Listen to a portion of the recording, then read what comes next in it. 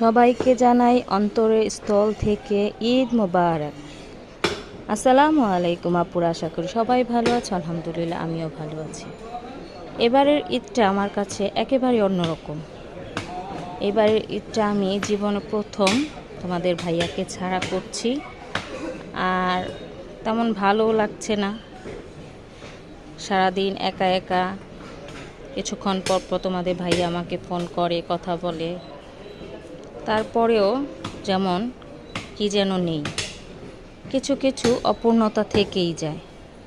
এই যে দেখো কি শব্দ, নিচে মাংস কাটছে, গরু জবাই দিয়েছে, আজকে কোরবানির ঈদ। আর সকাল থেকে রান্না বান্না করছি একা একা। প্রতি ঈদে তোমাদের ভাইয়া সকালে উঠেই সেমাই রান্না করতে বলে, সেমাই কিছুটা খেয়ে নামাজে চলে যায়।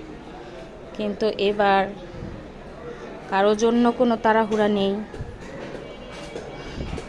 কোনো কাজকর্মর